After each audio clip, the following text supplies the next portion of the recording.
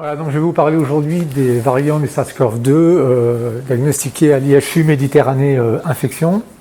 Donc depuis le début de la pandémie et l'arrivée du SARS-CoV-2 en France et à Marseille, donc depuis début 2020 en fait, on a à l'IHU Méditerranée Infection testé donc tous les patients qui se présentaient et pour lesquels on recevait des prélèvements, et donc ça représente courant octobre plus de 850 000 tests réalisés pour plus de 550 000 patients, et donc une proportion d'environ 11% de ces patients étaient retrouvés positifs, donc environ 60 000 patients diagnostiqués infectés par le SARS-CoV-2.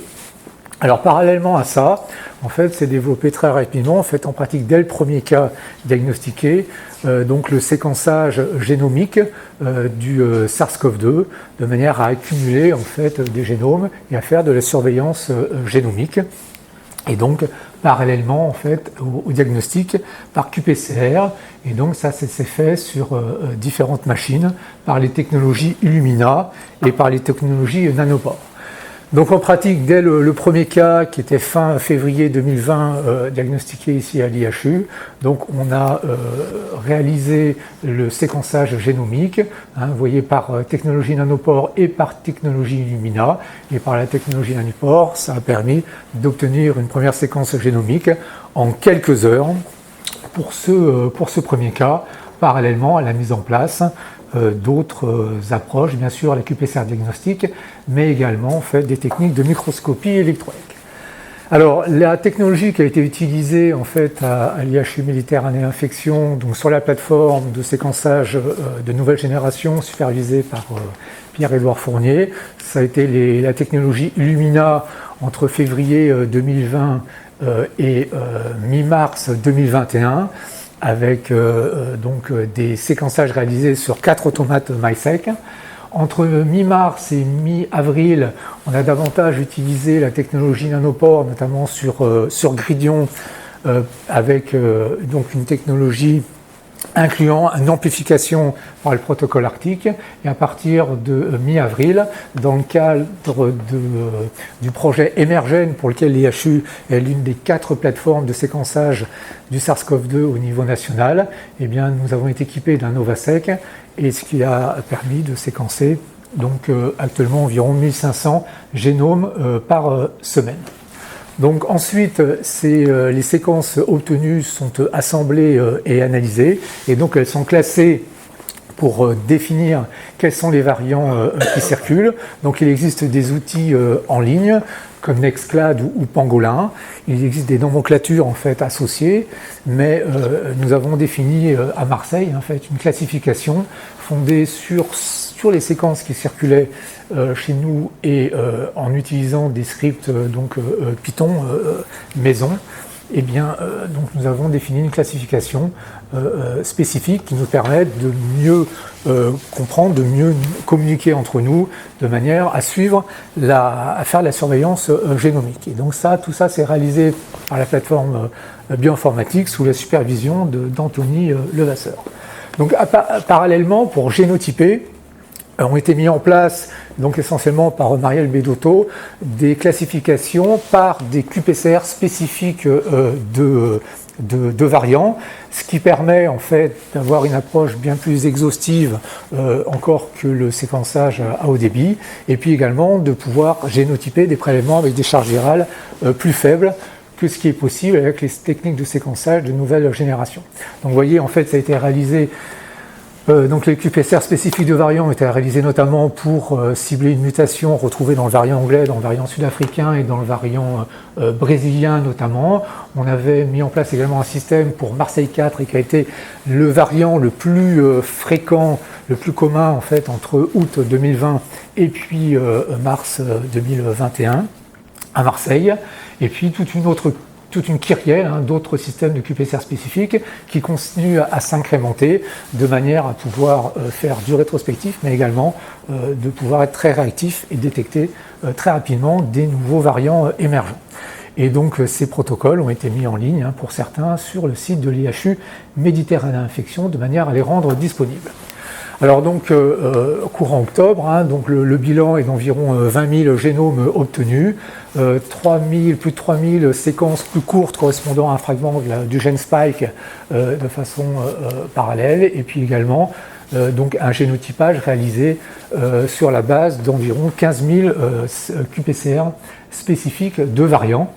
Et donc on va retrouver parmi les 5 variants les plus fréquents, hein, notamment le variant alpha, en pratique le variant anglais, le variant Marseille 4 qui est un variant qui a essentiellement circulé en France et en Europe, le variant Delta qui est le variant indien.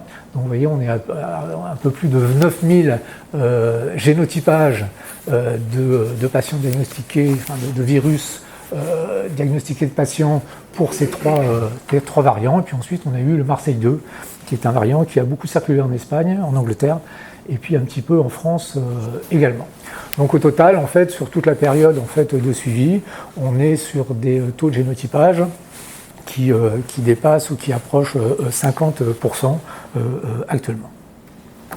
Alors donc ces séquences ont permis, donc je vous le disais, de définir en fait des variants, notamment sur la base d'un outil spécifique, hein, un programme qui permet de classer en variants que l'on va pouvoir retrouver dans d'autres régions du monde, mais également certains vont être spécifiques de la région marseillaise. Et donc ils sont définis sur la base en fait de ces différentes mutations. Et donc la définition d'un variant qui a été choisi, c'est d'avoir au moins un jeu spécifique de 5 mutations retrouvées dans au moins 30 génomes pour définir un variant. Et donc si on regarde en fait la position, vous voyez, pour les 10 premiers variants Marseille qui ont été définis à l'IHU, si on regarde la position sur le génome, donc on voit la carte en haut de ces différentes mutations spécifiques, on voit qu'elles touchent différents gènes, et donc ça permet d'avoir une classification précise. Donc par ailleurs, ici c'est représenté la phylogénie de ces différents variants, hein. Donc on voit un nombre abondant de variants Marseille 4, du variant anglais qui a beaucoup circulé à partir du début de l'année 2021, et puis plus récemment du variant indien depuis avril, mais essentiellement depuis juillet. Alors ce qui est important à bien considérer, c'est que ces variants en fait ont représenté des épidémies distinctes. Donc on a eu d'abord les dérivés de la souche chinoise de Wuhan, qui ont été responsables des cas entre février, donc fin février, et puis mai environ, donc ici à Marseille. Et puis ensuite, les différents variants dont je vous ai parlé, eh bien, sont représentés ici chacun par une ligne, hein, par une courbe, et donc vous voyez qu'en fait ils ont souvent une forme en cloche. On voit l'apparition de ces variants, donc ils atteignent un plateau, puis ensuite ils disparaissent, et donc chacun est finalement responsable d'une épidémie indépendante. Et quand on somme les épidémies liées à ces différents variants, quand on somme les cas dont ils sont responsables, eh bien, on obtient finalement le nombre total en fait, de cas qui ont été diagnostiqués. Et donc finalement, ce nombre de cas représente bien en fait, non pas des rebonds en fait, à certains moments liés à des virus qui préexistaient, mais bien en fait, à l'émergence successive ou parfois superposée de variants distincts.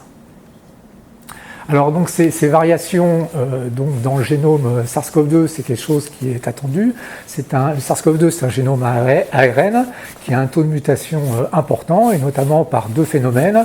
Le fait qu'il existe des erreurs commises par l'ARN polymérase à un taux fréquent, qui peuvent être réparées par une enzyme codée par un gène du SARS-CoV-2, mais l'ensemble des erreurs ne sont pas compensées, ne sont pas réparées, et donc il subsiste un taux de mutation qui est d'environ 2 mutations par mois dans ces génomes SARS-CoV-2. Donc s'y ajoutent des délétions, des insertions, et puis également un deuxième phénomène qui sont des recombinaisons qui commencent à être décrites. Donc les recombinaisons sont très bien connues parmi les coronavirus, et donc il a commencé à en être décrit, notamment impliquant le variant anglais, pour le SARS-CoV-2. Et donc, on a une variabilité qui est représentée ici par des changements de couleur pour les virus qui va se générer de façon complètement spontanée. Et donc, les mutants ou les variants qui apparaissent vont pouvoir être sélectionnés, notamment par des pressions de sélection qui peuvent être la réponse immunitaire ou alors certains médicaments peut-être, ou certaines stratégies thérapeutiques pour aboutir d'une part à une diversité importante et puis donc à l'émergence de variants donc génétiquement relativement différents par rapport aux autres souches. Et ce que l'on peut voir aussi sur ce graphe qui représente donc avec en abscisse la date et en ordonnée le nombre de mutations, on voit en fait que le nombre de mutations ne cesse pas d'augmenter au fil du temps. Et donc on a pour chacun des variants, à chaque étape donc finalement de ce que l'on connaît des infections avec le SARS-CoV-2, on a une augmentation du nombre de mutations. Et donc ça c'est quelque chose qui est complètement connu pour les virus ARN. Donc c'est quelque chose qui peut être observé, vous voyez, avec le virus Ebola, avec le virus de la dengue, avec le virus de la grippe H3N2 type A, avec le virus de la rougeole ou avec le virus Zika, on a le même schéma, la même évolution. Alors donc je vais finir par vous décrire quelques exemples d'émergence de variants que l'on a eu. Donc le premier, après l'épisode initial qui était lié à des dérivés des mutants en fait de la souche de Wuhan, on a eu une période où il n'y avait quasiment pas de cas entre mai et juin 2020, et donc on a vu réapparaître en juillet donc des cas, l'incidence a réaugmenté, et donc il s'est avéré que ces cas étaient liés en fait à l'émergence d'un variant qu'on appelait Marseille 1, qui avait probablement une origine en Afrique subsaharienne, probablement vers le Sénégal ou en Gambie. On arrive à retracer l'origine en fait de certaines souches en comparant les génomes. Et donc on a eu ensuite une épidémie, une expansion de ce variant à Marseille, avec un lien très fort avec les pays du Maghreb, notamment en fait dans le cadre de transports maritimes entre le Maghreb et Marseille, avec un grand nombre de marins touchés, et également de quelques passagers. Donc un autre exemple en fait d'émergence de variants marseillais, ça a été l'émergence du variant qu'on a appelé Marseille 4, qui a été observé également dans d'autres pays d'Europe, mais qui a particulièrement touché la France. Donc vous voyez que en France, il a été responsable d'un grand nombre de cas donc à partir de l'été 2020, ce qui n'a pas été par exemple le cas en Angleterre. Et donc pour ce variant, en fait, on a une hypothèse qui est une origine à partir du vison. Et donc pour ça, il y a différents éléments. Le fait que déjà, on sait que le SARS-CoV-2 circule chez des visons, qu'il existe des transmissions de l'homme au vison et du vison à l'homme. Et vous voyez donc sur la partie gauche, droite de la diapositive, un arbre phylogénétique qui montre la grande diversité génétique des virus de vison qui ont pu être détectés initialement beaucoup au Danemark et en Hollande. Et donc les SARS-CoV-2 circulent chez les visons qui sont élevés avec une densité de population extrêmement importante. Le deuxième élément, c'était une évidence génétique. C'est-à-dire que lorsque l'on a pu récupérer la seule séquence qui a pu être obtenue à partir d'un élevage de visons positifs français qui se trouvait en Eure-et-Loire, et quand on a positionné cette séquence dans l'arbre phylogénétique du variant Marseille 4 de nos souches isolées à Marseille, eh bien en fait on voit que cette souche de vison est une souche classifiée Marseille 4.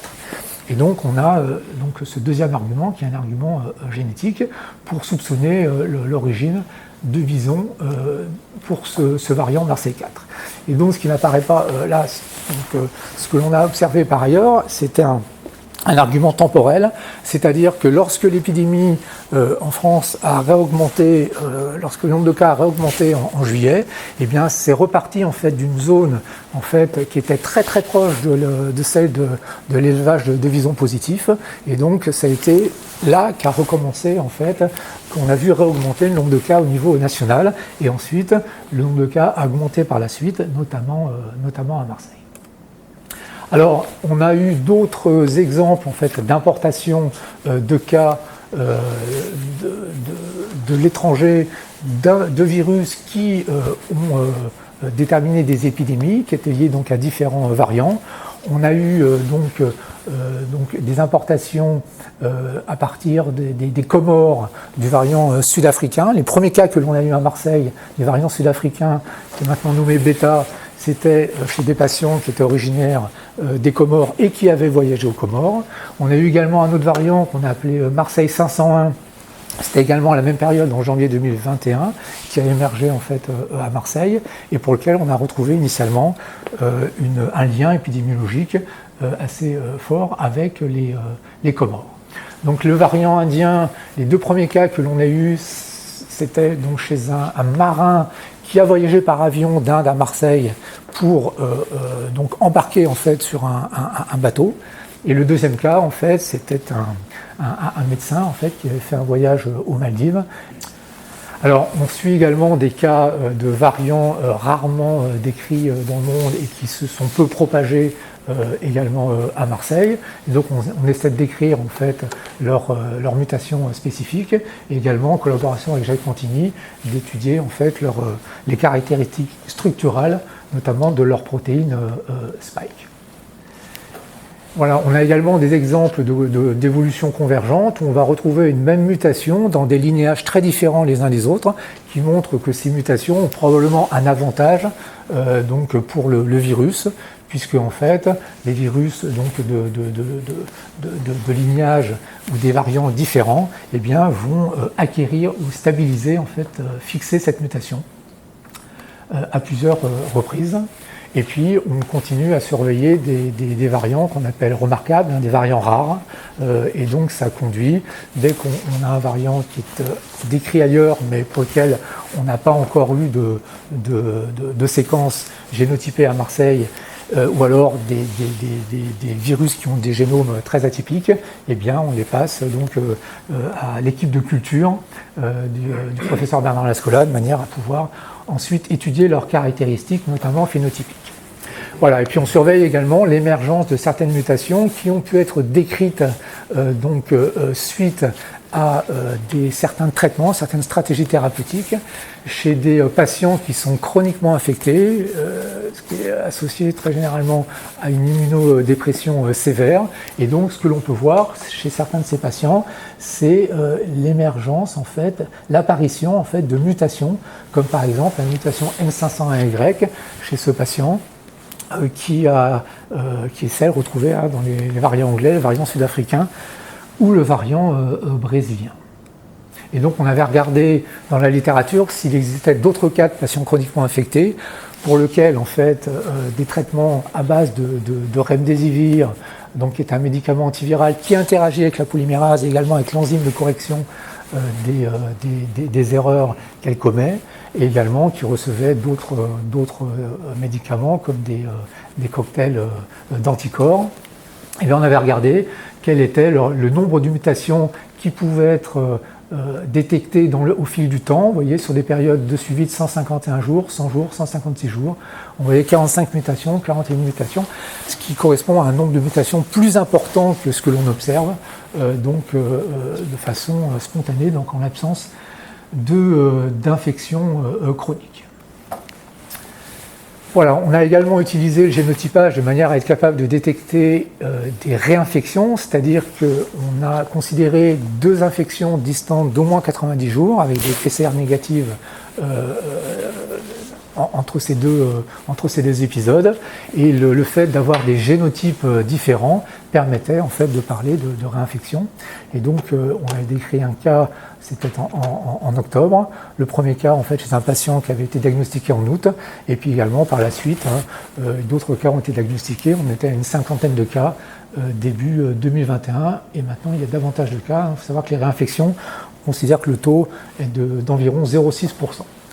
Voilà, et puis également, les mutations peuvent avoir un effet très clairement pour diminuer la sensibilité aux anticorps, notamment anti-spike, médiés, donc générés soit par une infection, soit par une vaccination. Et donc on surveille, notamment avec les tests de culture de Bernard Lascola, certaines mutations ou certains profils de mutations pouvant être associés à une moindre sensibilité à ces anticorps neutralisants. Voilà, donc en conclusion, on voit bien que l'émergence, l'expansion et puis finalement l'extinction de variants SARS-CoV-2 qui sont chacun responsables d'épidémies distinctes. Et donc c'est très important, vous le voyez, de surveiller, d'avoir une surveillance génomique de manière à pouvoir en fait suivre l'évolution de l'épidémie et décrire notamment tous les phénomènes que l'on a vus en exemple.